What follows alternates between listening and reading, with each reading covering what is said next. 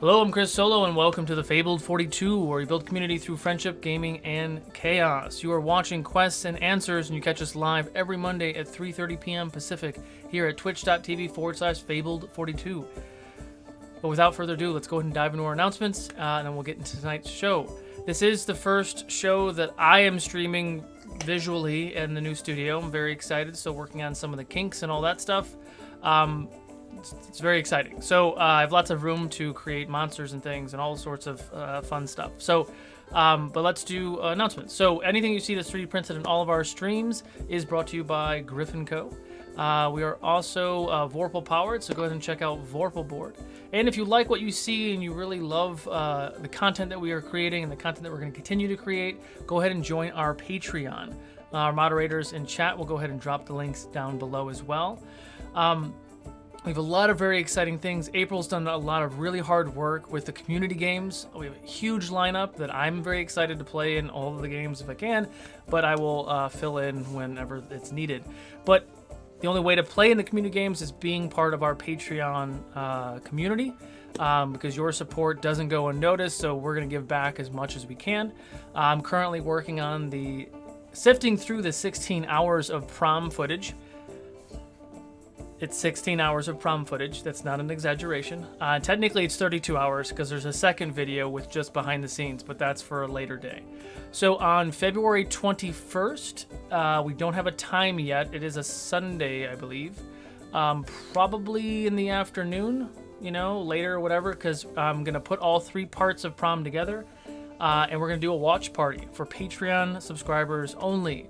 So I'm going to drop a Zoom link in the Patreon chat. All of the cast and producers and all of our Patreon subscribers will be able to join a Zoom chat where we can chat away on the right-hand side. All of our mics will be muted, of course, so we can just enjoy, because nobody wants to hear people talk when you're watching a show.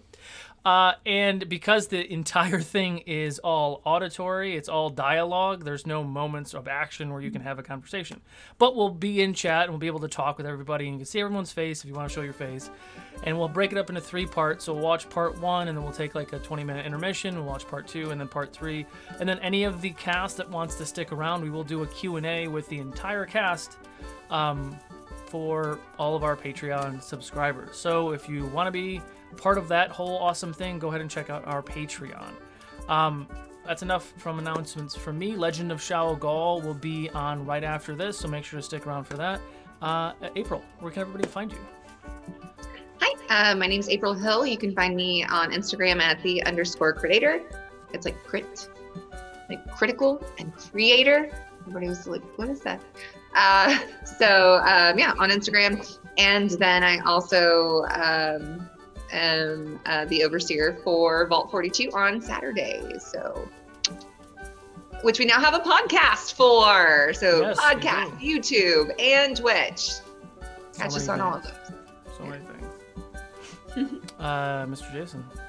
Hey, I'm Jason Russell from Critical Dice. You can find me on Instagram at Critical Dice, and I am the keeper of monsters and mysteries on the brand new show we're doing called the Duke City Chronicles. We play Monster of the Week set in modern day Albuquerque, because Albuquerque is a weird place. Let's find out just how weird it is. So you can find those on Fridays, every other Friday or so. Coming up, and if you haven't watched the newest, the first episode, it was on, tossing something around, it was on Friday, and you can find that in our past videos here on Twitch and on our YouTube as well. But yeah. And last but not least, Rene. First of all, I'm going to recommend that you watch Duke City Chronicles. I watched the first episode, and it was absolutely brilliant. I had a fun time. Thank you. And I may or may not have submitted for a t-shirt design to come out for the first t-shirt for Duke City Chronicles. It'll be interesting to see what one comes out for there. We'll see what the merch team has, what the merch monster spits out. Merch monster. I'm so nervous and excited all at the same time. Oh, please send me a link. I will once it's ready to go. My name is Rene Beauregard. You can find me at Dragon Rock RPG Design. Me and my partner Daniel, we create 5e supplements such as items, races, classes, subclasses, stuff like that. You can actually check out on DM's Guild. Our first submission for publishing was the Icons of Horror. where you can turn your players into horror movie villains, such as Jason Voorhees, Michael Myers, Freddy Krueger, Jigsaw, and you can find that just by searching Icons of Horror. We're looking forward to more people downloading it. It is a pay-what-you-want document, so any support you do provide us is well appreciated. However, the greatest form of appreciation you can show us is giving us a rating and giving us a review, so we can do more with that and build on your feedback. So thank you very much for that. That's amazing. So I brought you all here together because you're some of my favorite DMs and favorite demented minds. But I want to talk about monsters today.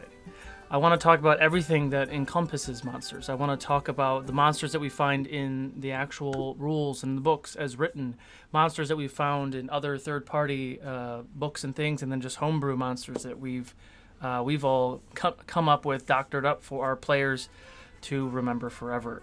But let's start with the basics. Let's start with some of the book monsters. What are some of the things that you all love about the monsters that are in the Monster Manual or DMG or Player Guide? Just the basic ones? Just the first level ones? I mean, any of them really. So what do you guys like? Honestly, like my go-to when it comes to monsters are the undead. I really like undead creatures, mostly because you can apply a human element to the undead in a way, because essentially all they are is like former bodies either having their life force removed, or you're a necromancer who is using the undead to arm themselves in such a way.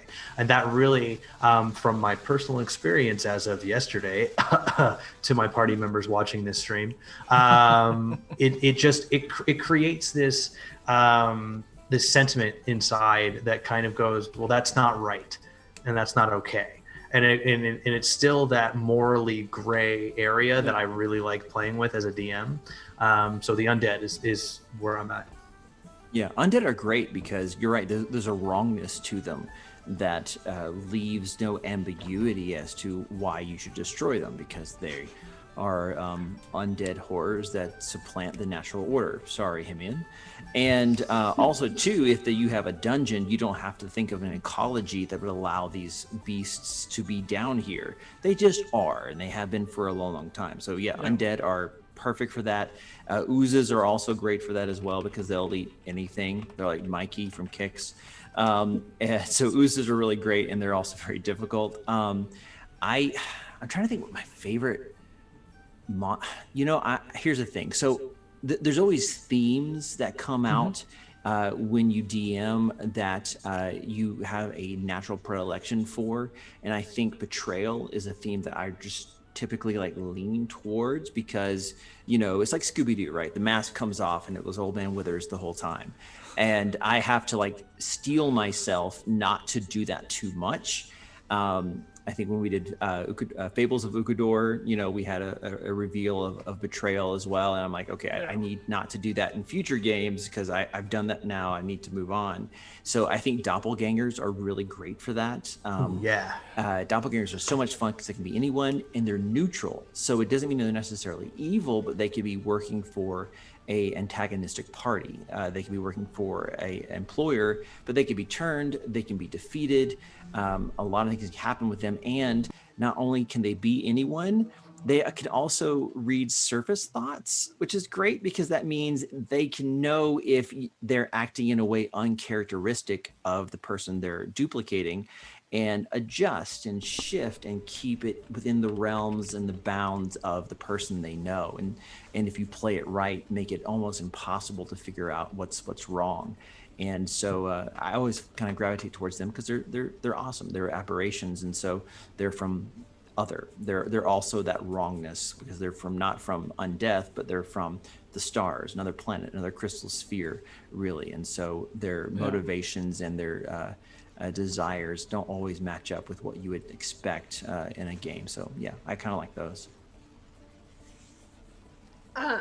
So starting out like a low level campaign, and just the beginning of the campaign, I think it's really fun that a lot of, and maybe it's because of this, but a lot of the classic monsters that we think about with D&D are low level, like the goblins, the zombies, the skeletons, like wolves and stuff like that. They're low level, and I don't know. That's just kind of exciting that you're not throwing weird, unfamiliar things at your party when they're level 1, level 3.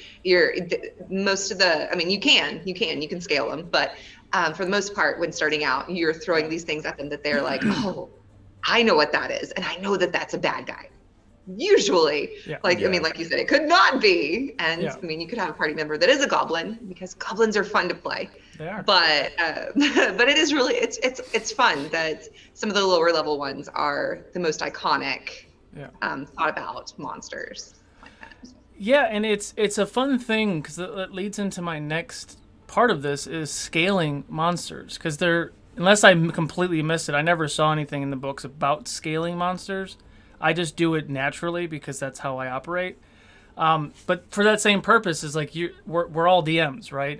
I think everybody in Realms has DM'd. So like, I'm dealing with a bunch of people who have DM things, who know the book, who know the monsters, been playing D&D for a while. Like I changed this a long time ago, where I don't use anything from the book, and I modify things and shift them depending. I work them to the actual the encounters. But what you said, though, is like you see a goblin or you see an orc, and you automatically assume that he's bad. And we've already been caught. You guys are pretty good with Realm Season 2. I put a lot of just ornery characters in there that kind of fit the typecast, but then they surprise you, and you're like, oh, like it was the trolls, right? Was it the mountain trolls where you took his eye out, but they ended up being just like a normal family, and you all felt terrible, and then you set them free. You brought them back to life and set them free. But it's those kind of things that at low levels too. But you guys are very experienced, so I can do crazy things like that. But let's talk about scaling, because like if you fight a band of orcs level 3 to 6, cool, it's a good encounter. What if you want to bring orcs back at level 14? You'd one-shot them. How do you guys handle scaling? This is the part where I kind of like lean into the other books, because where we look at orcs in Volo's Guide to Monsters, in Mordenkainen's Tome of Foes, you start getting the expanded universe, more or less, of things like orcs and trolls and goblinoids and things like that. And so if you wanted to bring orcs back at level 14, then you have new options to kind of explore. You have the orc Claw of Luthic, who actually has the ability to heal your party or heal their party. They're casting Spirit Guardians and Bless, and you've got the orc Eye of Grumpsh orc, who's just absolutely devastating in combat, right? You can take those orcs and then begin to scale them in the same way that your players scale. You just increase ability scores. You make sure that you increase the proficiency bonus that you would gain from certain things, as well as maybe you give them another ability. In the Dungeon Master's Guide, you actually have a giant list of abilities that things can have, and you can just pluck one of those out and throw it on top of your stuff, and then it doesn't make anything overpowered. It just makes things a little bit more interesting. Yeah. Or with orcs in particular, you can just throw 3,827 of them at the party and just watch them kind of lose their minds, because orcs always travel in packs. But yeah, you're absolutely right. I mean, I think it's in the DMG and maybe also the Monster Manual, where it gives you kind of options to like change the CR of different monsters, and how to do that in a scalable way. So if you know that your party needs to to handle a bunch of CR9s, and orcs are not even close to that. You can look in there and go, oh, okay, so here's how you increase your, the hit points, or increase the ability scores, or how much the average damage should be over the course of all the attacks. And then, of course, you always have all of the overlays that you can do. So you can make them a half dragon orc, or a vampire orc, or a werewolf orc, and add those things, or, fiendish orcs and things and stuff too. So like when they sprout bat wings and take to the skies, that's a pretty awesome moment. So yeah, you can do a lot of different things to kind of scale them up. Yeah, it's kind of funny when you think about like being a player and knowing so much about these different monsters and these characters. Like trolls need to take fire damage, otherwise they'll regenerate, right? Because I had a moment in season 1, and I don't remember which episode it was, where I had a player, they just kept hitting it. It was a Hydra, actually. They kept hitting it, and a head could pop up. And he literally looked at his phone and set it down. On camera, we're in the same room, too, by the way, but on camera, are there any fire sconces around? I was like, are you serious? Yes, there are. Sure. But this one, because this Hydra was in the ground, in a subterranean dungeon, it was I think it was frost damage. I had changed it before this, but the fact that he did that, I was just like, are you serious? But that's why I do it, not just for people who might want to manipulate or cheat, but for fun, because like you feel like you know everything, so being surprised, like, oh, what's this? Let's go fight this big dragon. Wait, his eyes just changed color. Now he's doing different damage. Now he's immune to that damage, right? Kai figured that out in that last big dragon fight, that whatever damage it was dealing, it was immune to. So like there's those fun things that you get like, ooh, we get really excited about, trying to figure out how to destroy this. Yeah, absolutely. No, I had that situation where it was I had put my current home game party, which I started at level 7, because what we're doing in my home game is we're play testing a bunch of the subclasses that we at Dragon Rock have created. So we're trying to make sure that all these things are balanced, that all these things work. And I started them at level 7 so they could at least have 2 abilities for everyone who was playing to just do fun things with. And it got to a point where I started seeing the forest for the trees, where everyone's got like really good stuff and they know their characters and they can really put things together. And so then I created this mushroom monster. It's called the Gilrar. And the Gilrar was geared towards my entire party. It was, you couldn't stun it, you couldn't knock it down, you couldn't petrify it, you couldn't frighten it. Like there was, I saw my party and I went, okay, every single one of you need to have this put against you, because I want to make something hard. And eventually, like when they finally got to it, it was a slog, because they were, not only did I make it so that this mushroom monster had sent spores out into this entire city and then infected the entire town, which then infected all of the party except one. And then late in the middle of the night, when they were in the middle of their rest, which they never completed, they go down into the depths of the city, unarmored, with mostly no weapons, and then they have to face this mushroom monster who I pegged to have 295 hit points. So like I really threw them at a brick wall and said, have fun. And it was just a way for them to, feel vulnerable. Like that's what, for me, it's sometimes like you really do have to build your party. I just got a text message from my party members being, damn you and your mushrooms. What I love about D&D is that I can take a party of people and make them feel like heroes. I can make them feel like absolute badasses. And at the same time, I like flipping that up on its ear and going, no, you are just small, minuscule little things, and you could be crushed. You are nothing. You are dust. And so it was a really cool moment for them to struggle to success. I like that. So what level were they? So they'd started at level 7, then they did one leg of an adventure which got them to level 8, and then they had come into the city at level 8 and faced the monster then. And then I realized, because of how how I had to scale that difficulty rating because of what had happened to them and how little they had to prepare and what was all encompassing. I was like, okay, you're at level 9 now. Like, you earned it, and you're going to sit at level 9 for a while. Okay. Just enjoy that. Yeah. So your guys were level 7 and 9, and you said 395 hit points. I think it was 295. 295. Yeah. So to me, that seems good. 1 second. I'm having some audio issues. So that seems accurate, right? So when you look at the actual monster manual, an ancient bronze dragon has 350 hit points. Right. But the CR rating is so high that you have to be 17 or higher really to even fight that thing.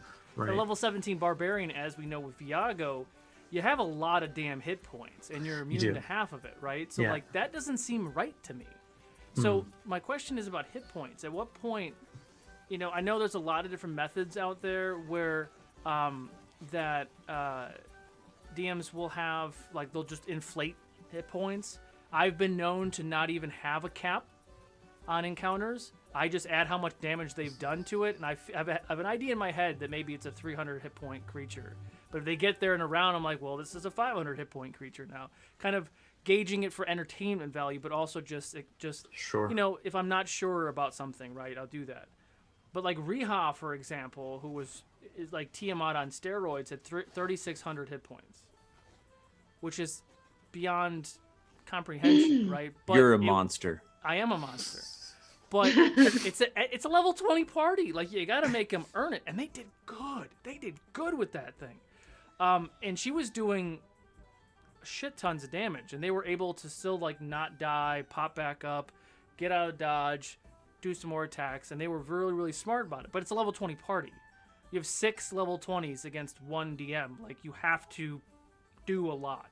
Yep. But how do you guys deal with hit points and all that? I mean, the books like tell you it's a sliding scale on everything. I mean, you can roll for it or you can say whatever you want on this scale. Also with it, it's armor class. It's like, this is just a number, but this is a game where you have free reign on most everything. So like sliding the scale, like you guys were saying, just sliding the scale. And I mean, like Rene was saying, give it some resistances. You can make things like that make sense. Reworking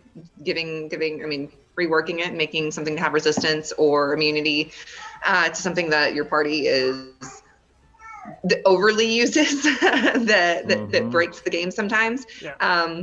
Like Stunning Strike, because I'm sure Justin told you his monk. Oh yeah, he uses Stunning Strike a lot. All of his key goes to Stunning Strikes. Well, yeah, that was the mechanic behind Corruption Magic. It's like, ooh, we're all resistant to everything. What about this school of magic that you don't even know about, Corruption Magic? And they're like, shit. Yeah, but that's they were smart about it. So you throw something like that at them, and then they went around and they tried to find the book and try to find someone who can help build a resistance. And then when they went back the second time, then they were better. But yeah, Jason. Oh, yeah. I mean, I was just going to say is that if your party is continually relying on plan A, then you need to force them into a plan B. If plan A is always just light it with fire, then you need to have some things that just that's not going to work. Because as Rene said, like, you have to constantly challenge your party because the struggle is where the fulfillment is. When it comes to these narratives. I was, my son, who's 14, I had a character that I made for someone else's game. I was going to play in it. I was like, hey, help me, like DM something for me real quick, just like kind of like a monster wave of things and see how far I can get to make sure this thing that I built is going to work out right. And he's like, great, what is it? And I tell him, and he's like, okay, cool. And I basically built a Sorlock, Sorcerer Warlock that had like, all the meta magic stuff and like Eldritch Blast and da-da-da. And he's like, okay, great, I got this. And so he pulls out there's 2 monsters in all of D&D that are immune to force damage. Little known fact, Eldritch Blast does force damage. Yep. I've raised a monster. Yeah. And he was just like, deal with this. And I'm like, gosh, you are my son. And so, you know, like, and the same thing applies to larger groups where like, just don't let them keep doing this kind of stuff. They keep knocking people prone so that they can, you know, so that they can then hit with advantage with their melee attacks. Then give them a beholder. It's immune to prone. So it was I think a gelatinous cube and other things. And so like, I think April, you had kind of mentioned too, just, you know, keep mixing it up and keep the struggle alive, which keeps the narrative alive. And to your point too, Chris, I think sometimes hit points in particular just need to be according to the power of plot. Like if this is supposed to be an epic struggle, let it be an epic struggle. Don't worry about the hit points. Make sure that it's going to survive long enough for them to be like, dude, do you remember that fight we had that one time? Because don't let the numbers get in the way of a good time, basically is the idea. Right. Exactly. Yeah, I love it. I mean, so I want to lead into one of our questions from chat. If anybody else has questions in chat, just go ahead and throw them. Question and tag DM Chris Solo, and I'll grab it and I'll throw it in the doc, and then I will get to them as we get to them. This one is from Ferrix. How do you go about finding the origins for your monsters? Really all depends. I mean, like my mushroom monster was based on the idea of the fact that these council members had decided that this town had rested on its laurels for too long about being this city for elves to go and retire, and they were just kind of dormant, very docile elves who didn't really engage with anything or anyone other than, you know, making linens and embroidery and things like the very, you know, calm, relaxing tasks. And they wanted to kind of bring up the age of elves all over again. So they called on the power of Zuchtmoy, and the demon queen of fungi, you know, is now, you know, got an avatar almost. And that's essentially what it was. And it all depends. Like some things like have a designed purpose. Other times it's just like I have to work backwards. Like I have to go backwards through the alphabet to figure out what the right answer is, and it gauges depending on, you know, who you're playing with and what your story is. Can I just give you props for the phrase "the demon god of fungi"? I just thoroughly enjoyed that. Yeah, we're gonna have a conversation. Please. Because when you said it before we started, I was like, oh, you have my attention. I have a thing planned in the future. Let's do it. Let's have a talk. I can send you the stat block. It's no problem. Giving me monsters is terrifying. I'm constantly getting messages like, Solo, stop. Like I'm always listening, guys, always. It's fine. You know, whether you throw it at Realms or somebody else, or you throw it at the Wizards, I don't care. If somebody has to come to me and say, "Oh, your monster put me down," oh well, I'm glad I created something good then. Well, you're a nihilist. So, thinking about monsters and things that we created, right, and kind of to Ferrix's question about back lore and everything else, I want to talk about Vulrock for just a moment. Vulrock is my big bad, right? One of the biggest bads of Ukador, who is dead, you know, because magics. But Vulrock is my Asurok, right? But I wanted to give him a better story than what Asurok has for Forgotten Realms, where he actually died in 2nd edition, and this is his simulacrum or whatever floating around pretending to be him. I didn't have Vulrock's origin story when Realm Season 1 fought him. I had a bare bones basics of it, and Ronan and I actually came up with a really good, juicy backstory for him where he was created to put Travanis down by Ysir. And we all know that Vulrock then killed Ysir's daughter and turned her into Riha. So that, like, that dynamic is mind-blowing. And it shows how strong that Vulrock is, though, because we have different god tiers now. But my question is going to be to you guys is when you... I felt really confident about having full control, but there was a few moments in that final Vulrock fight where I was like, oh, shit. Like, just literally 2.5-year campaign, literally just a sneeze away from a TPK where I could do something lame like, the gods come down and save everybody, right? And then like, well, that's just a lame way to end this, or just end on a TPK. But Vulrock, I had made him so ridiculous where he had, I'm trying to remember, I think he had 7 legendary actions. he had 3 reactions per round, per like round. And there's a couple other things, and so he had so many spells, and I made him like a 10th level spellcaster, so he could cast some spells at 10th level, which is I think it's a 4th edition thing. I can't remember where I stole it from. Yeah, it's epic level stuff. Yeah, Second epic edition stuff. had it too. But then he also had like, I think he had 3 or 4 8th level spells, like 3 9th level. Like, it was ridiculous.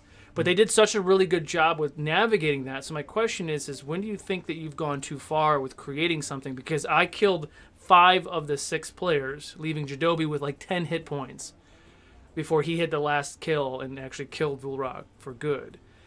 So, skin of my teeth, he survived, and then he did this really epic resurrection where Denahi, spoilers, chose not to come back, which was a huge, like, it sucked at first, but story-wise, it's amazing. But, so when have you guys ever gone too far with some of the homebrew monsters you've created? I don't create a lot of homebrew monsters. I typically try to find obscure things that that my players aren't going to know. And I've been doing that for a long time. Like, second edition had a version of a lawful good magical bat that I used once, and people were like, "What the heck was that? Did you make that up?" I was like, "No, it's in the manual. Read a book."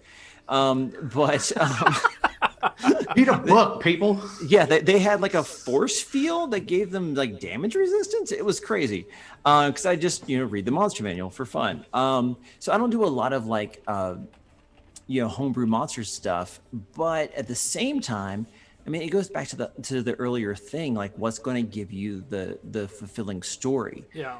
Is this meant to be the fight that you get through by the skin of your teeth? And like 3 of the 12 dwarves from are going to die, and the halfling does the killing blow. Like, it's like, what is it meant to be, and then how do you accomplish that? And I think that you have to don't let the math fool you to think it's in charge. It's not. Math has never been in charge. It is something, it's a tool for you to use to tell great stories. And so I think that you have to go, okay, am I accomplishing my goal with this? And do I need to give my players like a little break, a little like moment to recover? So, that's when you insert, villain monologue about how they're so powerful, will never defeat you, and you'll never defeat me, and then their cape gets sucked into the turbine. So you have to kind of keep those things in mind, but you can go overboard, and because you get so caught up in the genius of your creation that you're not thinking about how will this affect the world around me. It's like Jurassic Park, right? You never stop to ask if you should, just if you could. That's such a good line. It is a good line. And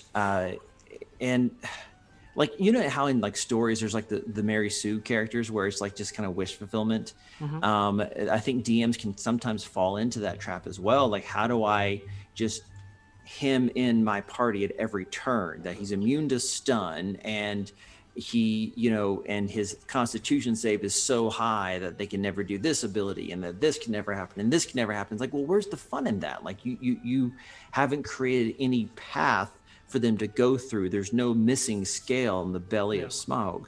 Like, where do you have that thing? So it's about a challenge, not about winning. And I think just taking into account that your job as a DM is to make sure that everyone on both sides of the screen is having fun. That make that your ultimate goal, and just kind of rein yourself in. And then also there's huge power in collaboration, where you call up somebody else and say, hey, so I've got this crazy idea, and I need you to let me know if I need to be talked off the ledge, because I'm about to kill everything in existence. Or am I, going soft on my party, so that's kind of my thought. I like that. I mean, there's so many fun things to do with monsters, which is why I love this topic so much. But going back to your open scale in the belly leads into Valrook's, Terran's question. Do you ever make monsters that have a specific win condition? i.e. missing scale on the dragon, or can only be killed with the right spell? Given the situation, yes. The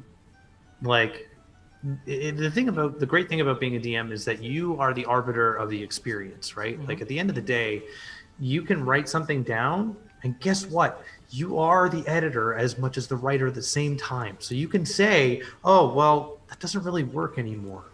And in the moment, which I've done several times, just go, no, I got to do something else. I got to switch gears and I got to try something new. And there was an entire dungeon that I'd created called Izik's Vanishing Oubliette.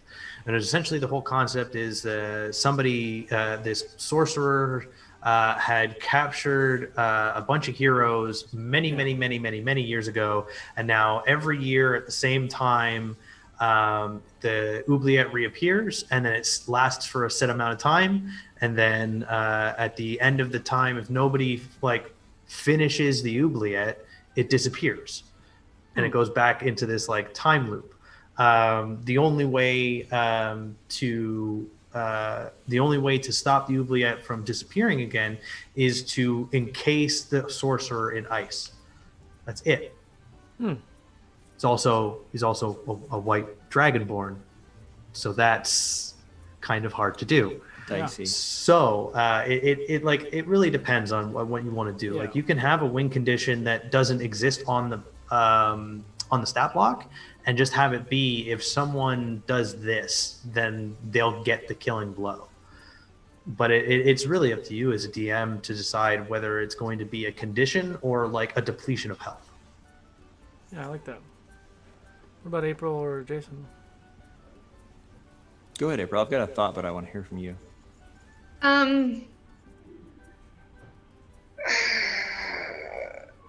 So talking about you kind of have already seen it with Vault. Sometimes there are going to be monsters or bad guys or things that my parties come across that even in my home games that you guys haven't seen, there are going to be things and bad guys and monsters that my parties come across that this is specifically meant for so-and-so. Yeah. This is their redemption moment, where, you saw in this past episode of Vault, I brought back the Protectron, who had in episode 1 kicked the crap out of Ash. Yep. That encounter was meant for her. That was an exciting experience for her. And it also brought the party together. They got to be there when they did, when in episode 1, they see her getting wrecked by this thing. Couldn't interfere, couldn't do anything about it. But now they get to help her get rid of this thing and get redemption. And it's a beautiful moment. And I've done that in my other game where one of my players got knocked out of the sky. He's our moderator, Randy. He was knocked out of the sky by this flying dragonborn and started doing death saves. Guy takes off. Later down the road, they find him, and it's so I like doing stuff like that, like making specific encounters for specific players that brings everybody together and gives that person just that real emotional tie into the story. Because it makes it that's much more sweet. It's not just oh yeah, it was an epic fight. Oh yeah, that was epically emotional for my character. Yeah, I have two thoughts on that. I had a game where one of my players had put in their background that they were a folk hero, right? That's one of the backgrounds you can choose, where they defeated the threat, but they had failed to really save the town. And I had already had this arc planned where giants had attacked the halfling village, and it turned into this moment where she and her character ended up taking down the main giant, and it was this redemption story that I hadn't planned. And halfway through I'm oh yeah, wow, okay, I'm going to hope my subconscious did this because I could not have planned this. Oh my gosh. And like, so I started to tailor things towards that because it's a redemption story for her and her character. And the rest of the party was involved, but the halflings only saw her take down her and her figurine of wondrous power Griffin take down the main like giant cyclops guy who was leading all of these, even though the party had killed the 3 other hill giants. And there's like, yay, she did it, she saved us all. And they're all, what are we, come on, you know. And like that was a funny moment, but also like it was really impactful for both the character and the player, where they're just like, oh, you know, and it really set a tone for them for the rest of the time, and the dynamic for the group. But also too, I would say this is that it's been interesting preparing and then also playing for Monster of the Week, is because it comes from a different system and a different set of values and even flow of game, is that the monsters in Monster of the Week are designed so that, yeah, you can kill them, no problem. Their hit points are static and you can drop them below 0 and they can take all the harm. But until you do a specific thing, they're going to come back. Like, they're only temporarily dealt with. Like, you could explode a werewolf, but he's going to come back unless you kill him with silver, or something solo. Why I took the silver sword. Yeah, exactly. Yeah, you're like, werewolves, suck it. So there's this idea in that game built in that there has to be something specific. Like, you can kill them, but they'll keep coming back until you meet this condition or you use this certain kind of damage. And so to the original question about, you know, making it hard for the party, but then focusing, there's one special way to really kind of deal with this. I've been enjoying kind of taking concepts and ideas from other games and started to incorporate those into my other games to go, oh, okay, this is a very satisfying way to do it, because then figuring out what it is and even how to get it, like you said with the corruption magic, like figuring out, well, how do we protect ourselves from this? We didn't even know this was a thing. There's not a box on our sheet for this. Becomes part of the adventure. You know, a lot of the great old myths and stories, and like even King Arthur and stuff, is about like, well, how do we even figure out what it is it takes to defeat Morgan Le Fay, so that we can then go defeat Morgan Le Fay, because the real adventure is in the figuring out and in the discovery. So yeah, and it's a fun thing to do. I mean, and if you do it in such a good way, like Eddie had received a sword that was actually Tallulah's before she died, that was actually Jocelyn's sword, which is what Riha was before she became Riha. And that sword had not extra powers, like it was a badass sword. It gave him like angel wings and all this other stuff, but in order to fully destroy Riha, that sword had to be used to destroy the orb that was giving her life. So it wasn't like, you know, he does the kill shot and he wins the game. He still has to be there as part of a team to do it together. Then they were like, because once she realized what he was doing, because this was when she was in her god form, she was gunning for him, and like everyone was blessing him and they were giving him more things, just so Eddie was like and then, you know, he finally got there and took the thing out. But then, you know, same thing, Victor, people have been killing him for thousands and thousands of years. He's died 12 times. Every 500 years he comes back, because they don't go to his home in his castle in the Shadow Ward to kill him there. And even when they killed him there, someone found a way to bring him back, kind of, which is a totally different thing. We won't unpack that now. But yeah, it's a fun mechanic to kind of give that little ace in the hole, kind of like, this item is made for this specific thing. But we're at our break time, so we're going to take a quick 5-minute break. We'll come back, and then we'll do a thing. 1 second. I forgot to do the other thing. The thing and the thing. All the things. Go ahead and enter raffle in the chat for our mid-show giveaway, and we'll be right back. Hi, buddy.